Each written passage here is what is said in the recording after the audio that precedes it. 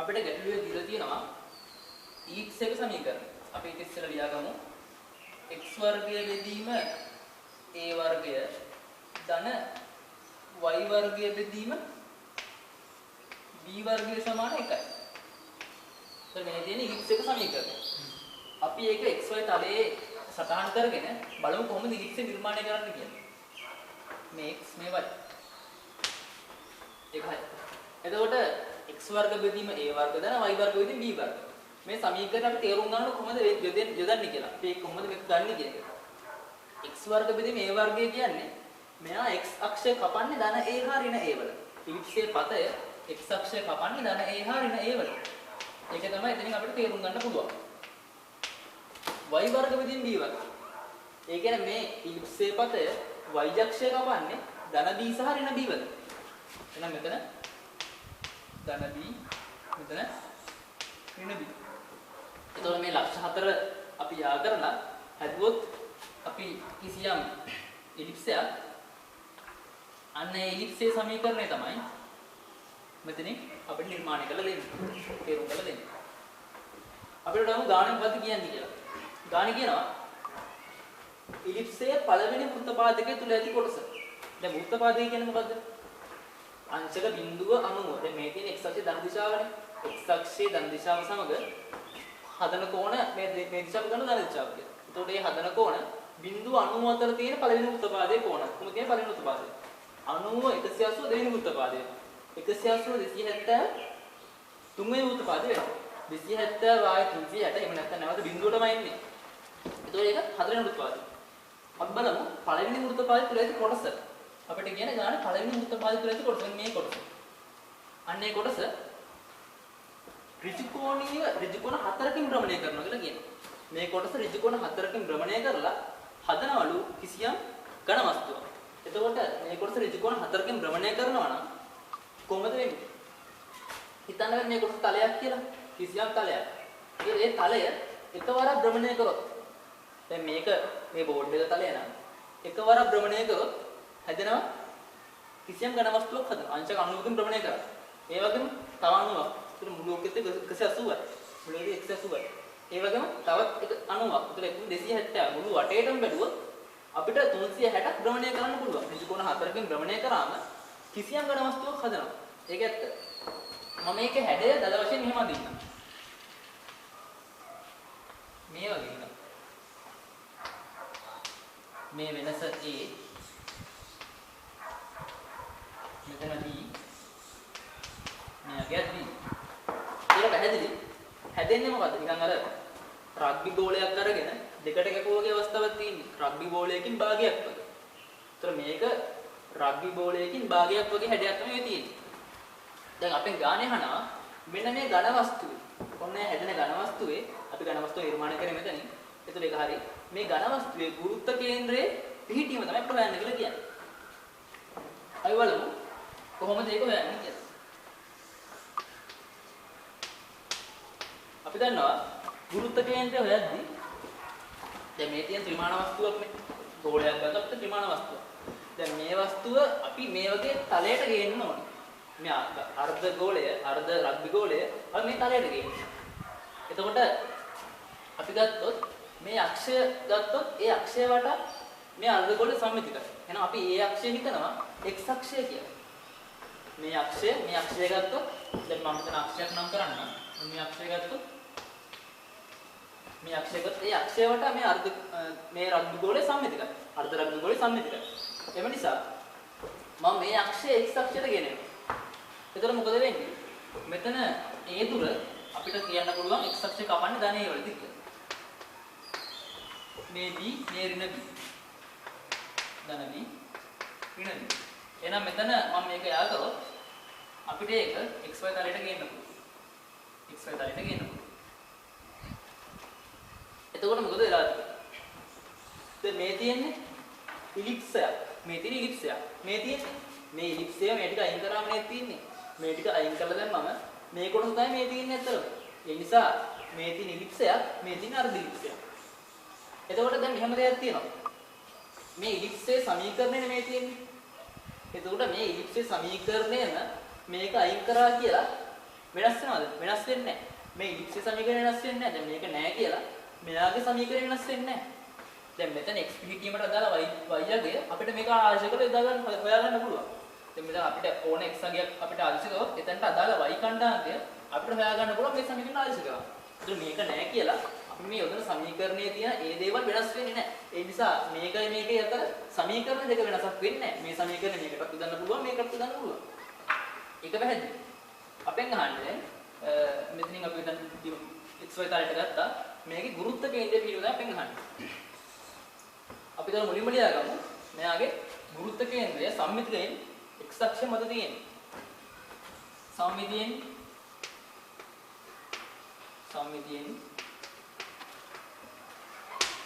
සම්මිතියෙන් ගුරුත්ව කේන්ද්‍රය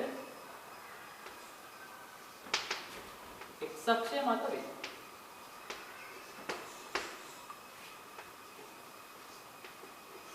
මේක පැහැදිලි. සම්මිතියෙන් ගුරුත්ව කේන්ද්‍රය x අක්ෂය මත වේ. අපි එහෙනම් කොහොමද x අක්ෂය මත ගුරුත්ව කේන්ද්‍රය තියෙනවා නම් අපි ඒක යොදාගත්තේ x බාර සමානයි අනුකල x dm අනුකල dm x බාර සමානයි අනුකල x dm බෙදීම අනුකල dm මේ සිම්පල් x අනුකල dm මේ හැඳින්වීම කලින් වීඩියෝ වල කරලා ඇති. ඒකට මේ වීඩියෝ බලලා මේක තේරුම් ගන්න. නමුත් මම පොඩි අදහසක් මේක දැන් අලුතෙන් නිසා මම කියලා දෙන්නම්. සිම්පල් x කියලා කියන්නේ මොකද්ද? අපි ගුරුත්ව කේන්ද්‍රය හොයාගන්න ගුරුත්ව කේන්ද්‍රය සොයන්න අපි ගන්න වස්තුවේ අංශු මාත්‍රයේ කොටසක් සැලකුවොත් අන්න ඒ අංශු මාත්‍රයේ කොටසට සිම්පල් x දුර කියන අංශු මාත්‍රයේ කොටසේ ගුරුත්ව කේන්ද්‍ර දුර තමයි සිම්පල් x කියලා කියන්නේ. එහෙනම් dm කියලා කියන්නේ අංශු මාත්‍රයේ කොටසේ ස්කන්ධය. අනුකල dm කියලා කියන්නේ අපි ගන්න දැන් මේ වස්තුව නම් මේ වස්තුවේ මුළු ස්කන්ධයම අනුකල dm කියලා කියන්නේ. හරි. ඒ නිසා අපිට දැන් මෙතන තේරෙනවා අපිට වැදගත් වෙනවා එහෙනම් අංශු මාත්‍රී කොටසක් ගන්න ඕනේ. මේක යොදන්න අංශු මාත්‍රී කොටසක් ගන්න ඕනේ. ඒ නිසා අපි අංශු මාත්‍රී කොටසක් ගත්තොත් x අක්ෂය ඔස්සේ බැලුවොත් අපි ගමු මෙන්න මේ වගේ අංශු මාත්‍රී කොටසක්. අපි හිතමු මේක dx කියලා මේ වෙනස dx. මෙයා ඉන්නේ මෙතන O කියලා ගත්තොත් සිම්පල් x දුරකින් තියෙනවා. සිම්පල් x දුර. දැන් x ට අදාළව මේ වෙනස y වෙනවා. මේ xy තලයක් නේ. දැන් x ට අදාළව අපි බලන්න මෙතන මේ වෙනස y වෙනවා. ඒක හරි. දැන් අපිට අවශ්‍ය වෙනවා මේ සූත්‍රය යොදන්න. අපි ගමු x කියන එක දැන් මේ අනුකලනේ තියෙන්නේ. x කියන එක dm විශේෂ අනුකලනය කරන්න බෑනේ. dm විශේෂ අනුකලනය කරන්න පුළුවන්. එයාගේ විශේෂ තියෙනවා හරියට. x කියන විචල්‍යයක් වුණාට දැන් මෙතන dm විශේෂ අනුකලනය කරන්න බෑ. එහෙනම් අපි dm හදා ගන්න ඕනේ x වලින් අනුකලනය කරන්න පුළුවන් විදියට. x අනුකලනය කරන්න පුළුවන් විදියට අපි මෙන්න මේ කොටස හදා ගන්න ඕනේ. දැන් මේක තියෙන ඝන වස්තුවක්. දැන් මේක අපි කපුව නිසා මේක අංශු මාත්‍ර කොටසක් ගත්ත නිසා එයා වෙන්නේ නිකන් අර අපි බලුවොත් එතන හැදලා තියෙන මොනවා වගේද? දැන් මේක හැදිලා තියෙන විදිහ බලුවොත් ඔතන හැදිලා තියෙන්නේ කිසියම් තලයක් හැදිලා තියෙනවා. කිසියම් තලයක්. දැන් අපි හිතුවොත් අපි ගෝලයක් ගන්නකො දැන් මේක ප්‍රායෝගිකව හිතන්න ඕනේ. දැන් මේ ගුරුත්ව කේන්ද්‍රය පාඩම ඇවිල්ලා ප්‍රායෝගිකව හිතුවොත් ගොඩක් දේවල් ඔලුවට යන්න පුළුවන්. එතකොට මේ ගෝලයෙන් කෑල්ලක් හැපුවොත් අපිට යම්කිසි ඝනකමක් තියෙන තැටියක් නිර්මාණය කරගන්න පුළුවන්. යම්කිසි ඝනකමක් තියෙන තැටියක් නිර්මාණය කරගන්න පුළුවන්. දැන් මෙතන බැලුවොත් ඇත්තටම මොකද වෙලා තියෙන්නේ? dx ඝනකමක් තියෙන තැටියක් නිර්මාණය වෙලා තියෙන්නේ. dx ඝනකමක් තියෙන තැටියක් නිර්මාණය වෙලා තියෙන්නේ. දැන් මේ අර්ධ ගෝලයෙන් තියෙන්නේ. රබ්බි ගෝලයෙන් භාගයක් කැපුවම අර්ධ රබ්බි ගෝලයක් තියෙන්නේ. ඒතර ඒකෙන් මේ කොටස කැපුවම මේ කොටස ඝනකම වෙන තැටියක් තමයි නිර්මාණය වෙලා තියෙන්නේ. ඒක පැහැදිලිව තේරුම් ගන්න. එතකොට ඒ තැටියේ ඝනකම dx. ඒකේ අරය y. ඒක තේරුම් ගන්න ඕනේ. මම ගන්නම් මෙයාගේ ඒකක පරිමාණික ස්කන්ධය. මෙයාගේ මෙන්න මේ තියෙන ඕන වස්තුවක ඒකක පරිමාණික ස්කන්ධය. පරිමාණික ස්කන්ධය ගාන දීලා නැහැ. ප්‍රෝයයි ගනිමු. හරි. හරි. මේ තියෙන වස්තුවේ ඒකක පරිමාණික ස්කන්ධය රෝ කියලා මම හිතනවා. එතකොට මේ කොටසේ පරිමාව ගත්තොත් අපි මේ පරිමාව රෝ වලින් ගුණ කරොත් මොකද ලැබෙන්නේ? dm වලගේ නිකම් වෙනව නේද? dm කියලා කියන අංශු මාත්‍රික කොටසේ ස්කන්ධය නම් මේ dm කොටසේ පරිමාව අරගෙන රෝ වලින් ගුණ කරොත් රෝ කියන්නේ ඒකක පරිමාවක ස්කන්ධය. එකකට රෝ නම් d මෙන්න මේ තියෙන පරිමාවට අවශ්‍ය මුළු ස්කන්ධ ලැබෙනවනේ මේකේ පරිමාව රෝ වලින් ගුණ කරොත්. ඒක පැහැදිලි වෙන්න ඕනේ. අපි එනම් මුලින්ම dm වලට අගයක් ගමු. dm හොයන්න යන්නේ. කියන අංශු මාත්‍රික කොටසේ ස්කන්ධය. එහෙනම් අංශු මාත්‍රික කොටසේ පරිමාව හොයාගෙන ඉන්න. අපි දන්නවා සිලින්ඩර් කොටසක් වගේ තියෙන. දැන් මෙතන ඇවිත් තැටියක් කියලා කියන්නේ මොකද්ද? තැටියක් කියන්නේ උස අඩු සිලින්ඩරයක්නේ. දැන් මේ වගේ උසක් තියෙන සිලින්ඩරයක් උස අඩු කරන් ගියාම මොකද වෙන්නේ? ඒක තැටියක් වෙනවනේ. ඒ නිසා මේ තියෙන්නේ උස අඩු සිලින්ඩරයක් තමයි තියෙන්නේ. එතකොට මෙයාගේ සිලින්ඩරය අපි දන්නවා සිලින්ඩර් එක කොහොමද අපි ගන්න පරිමාව? සිලින්ඩරයක් මේ වගේ සිලින්ඩරයක් තියෙනවා නම් මේකේ අරය r නම් උස h නම් මෙයාගේ පරිමාව කොහොමද ගන්නේ? b සමානයි pi r වර්ග h. b සමානයි pi r වර්ග h. දැන් මෙන්න මේ කොටස ගත්තොත් දැන් මේ තියෙන්නේ ඝනගම උස අඩු වුණ සිලින්ඩරයක්. උස අඩු වුණ සිලින්ඩරයක් නම් මෙයාගේ උස දැන් dx. හරි? මෙයාගේ උස dx. දැන් මේ සිලින්ඩරයක් කියලා හිතන්න. උස dx. අරයවයි. එහෙනම් අපිට ඒක යොදන්න පුළුවන්. මෙන්න මේ සිලින්ඩර කොටසේ පරිමාව. මේ සිලින්ඩර කොටසේ පරිමාව. pi අරය කොහොමද එන්නේ? pi y වර්ග. උස සමාන වෙන්නේ dx ට. dx සමාන. හරි. දැන් මේ තියෙන්නේ මොකද්ද? මේ තියෙන්නේ මෙන්න මේ අංශු මාත්‍රික කොටසේ පරිමාව තියෙන්නේ. ඒත් අපිට අවශ්‍ය වෙන්නේ අංශු මාත්‍රික කොටසේ පරිමාව නම් ස්කන්ධය.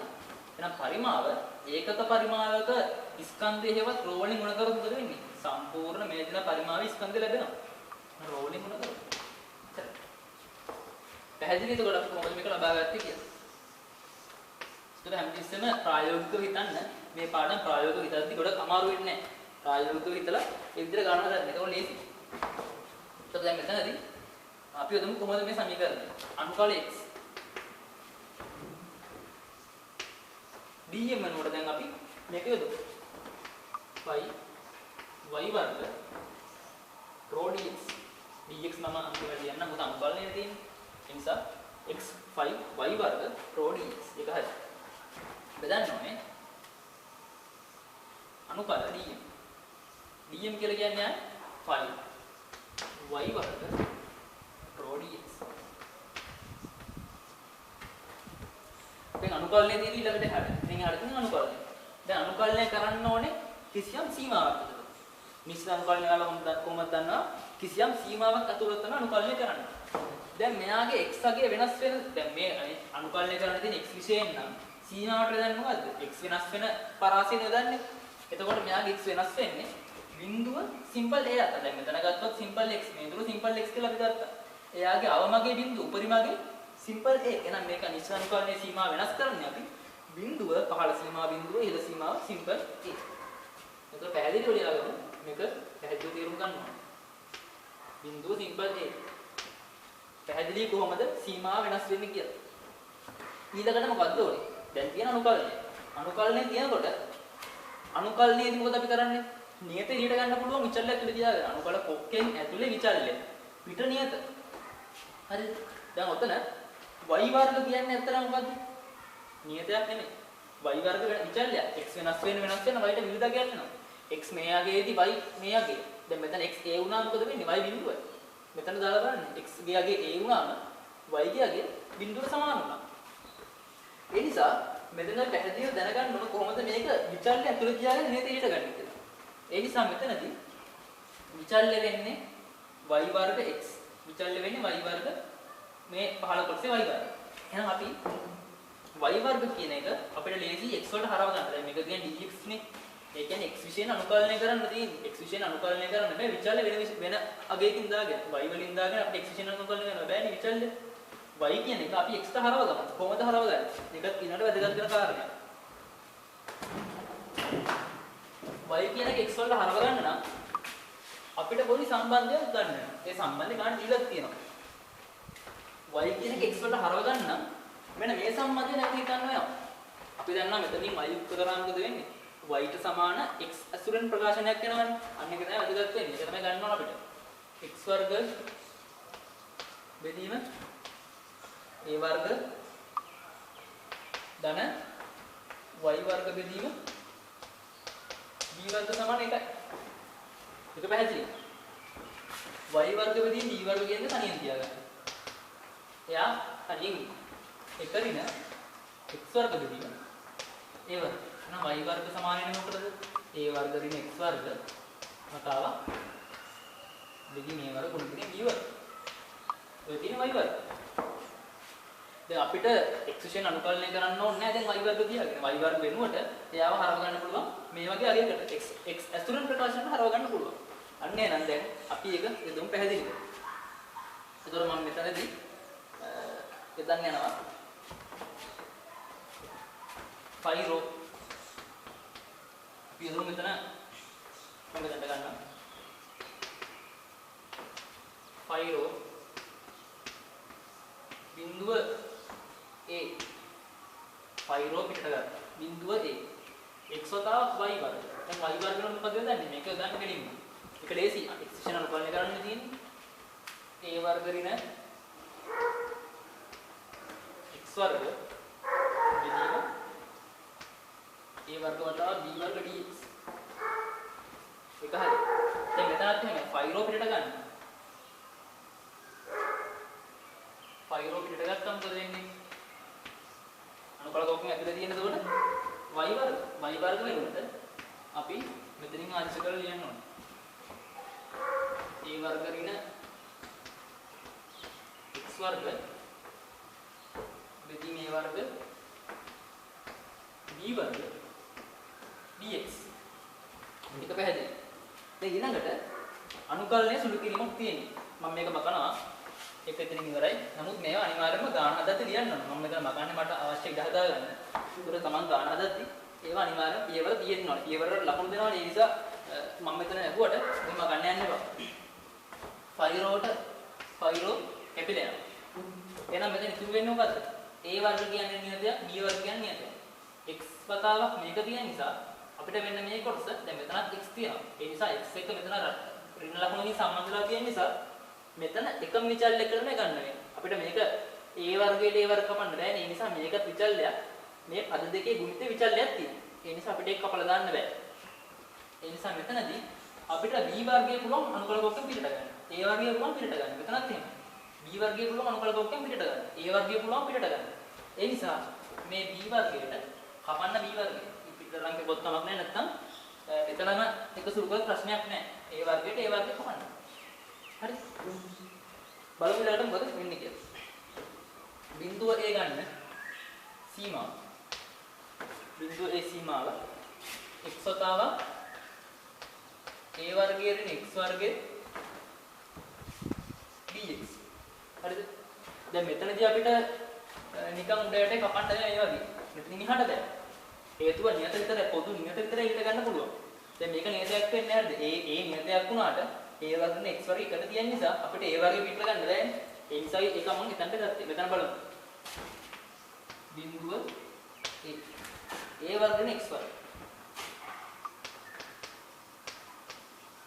ඔන්න විදිහට තියෙනවා. හරි. මේක සුළු කරාම අපිට එනවා මෙන්න මේ අපි ගත්ත අර්ධ රග්බි ගෝලයේ ගුරුත්ව කේන්ද්‍රය. මම ගන්නම් මෙතන මේක සුළු කරගමු. අනුකලනයේදී මෙන්න මේ වගේ මැද අඩු කිරීමක් හෝ එකතු කිරීමක් නම් ඒවා වෙන වෙනම අරගෙන අනුකලනය කරලා එකතු කරන්න අඩු කරන්න පුළුවන්. අනුකලනයේ ක්‍රමයන් ඒවා මතකද අනුකලනය මතක නැත්නම් අනුකලනයත් ඉගෙන ගන්න ඕනේ. ඒකට මේ හැමදේම වැදගත් වෙන මේ පාඩමේ. බිඳුව a වර්ග x dx ඍණ බිඳුව a x ඝනය dx. පැහැදිලි? මෙතනත් බෙදුවම a වර්ග බිඳුව a වර්ග dx. හරි. බිඳුව a වර්ග dx ඍණ බිඳුව a x වර්ග dx.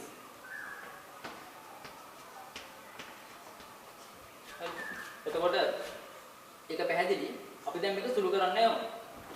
දැන් මෙතනත් එහෙමයි. අපිට පුළුවන් අනුකලනයේදී නියත පිටට ගන්න. එහෙනම් a වර්ගය ගන්න පිටට x විතර අනුකලනය කරන්න. a වර්ගය කියාගෙන x අනුකලනය කරාම මොකද වෙන්නේ? x වර්ගයේ බෙදීම 2යි. x වර්ගයේ බෙදීම 2යි. ඒ වගේම නිශ්චිත අනුකලනයේ තියෙන නිසා සීමාව යොදන්න ඕන හරියට. Simple A බිඳුව. මෙතන x ගණයේ තියෙන x ගණන අනුකලනය කරා මොකද වෙන්නේ? බලයක අනුකලනය x 4 බෙදීම 4යි. අනුකලනය මම මෙතන මතක් කරන්න යන්නේ අනුකලනය ඒ පොත බලලා නැවත තේරුම් ගන්න නැත්නම් ඕනලාගේ මම කමෙන්ට් එකක් හරි දාලා ඒ විදිහට අහන්න. Simple A බිඳුව. මෙතන වැළුවොත් a වර්ග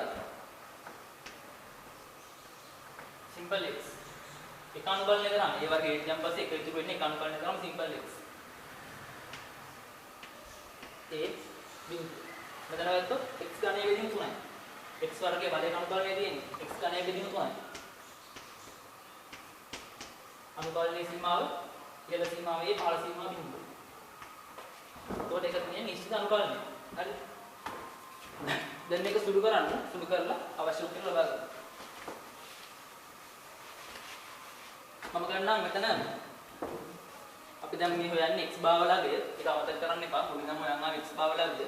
අවසන් උත්තරේ නිසා මම මේක x භාවලට x භාව සම්බන්ධ කරන්න කියන්න. දැන් මම මෙතන තේලියෙන් පෙර දිවෙන x භාව කියලා. නමුත් අපි ඒක දැනගන්න ඕන. දැනගන්න කොහොමද එන්නේ කියලා. මෙතන එන්නේ a වර්ග යොදමු නිශ්චිත අනුකලනය. a වර්ග බෙදීම 2 ඍණ බිඳුව හේතුවන් පස්සේ බිඳුව බෙදීම 2 බිඳුවයි. ඒකයි. මෙතන a 4 බෙදීම 4. අඩු කරන බිඳුව බෙදීම බිඳුව විතරයි. මෙතන a වර්ග x ට a දාන්න එන්න බිඳුවයි. මෙතන ඍණ a ගණයේ බෙදීම 3 ඍණ බිඳුවයි. සුළු කරලා අවසාන උත්තරේ තියන්න. a 4 බෙදීම 2. ඍණ a 4 බෙදීම 4. ඔන්නෝක බෙදන්න a ගණය ඍණ a ගණය බෙදීම 3. හරි. සුළු කරමු. පොදු හරයක් ගන්න මෙතන. 2යි a 4 a 4 බෙදීම 2 කියලා කියන්නේ 2 පොදු 4 පොදු හරය කරොත් a 4 බෙදීම 4 වෙනවා. බෙදන්න ඕනේ. මෙතන පොදු හරය 3යි. 3යි ගණයේ ඍණ a ගණය 2යි a ගණය බෙදීම 3යි. මේක සුළු කරලා අවසාන උත්තරේ ගන්න. 3 බෙදීම 4යි. වැඩි කිරීම a 4 බෙදීම 2යි a ගණය.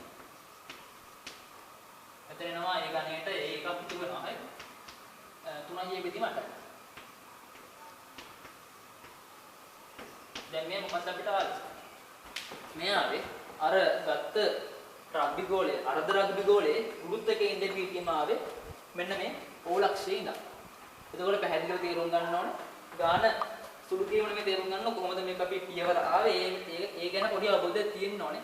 ඒ වගේම ප්‍රායෝගිකව ගාන හිතන්න අනුකලනය වදන එක ප්‍රායෝගිකව හිතලා ගාන හදන එක අපිට වරදින්න තියෙන ඉඩකඩ ගොඩක් අඩු වෙනවා. බලමු ඊළඟට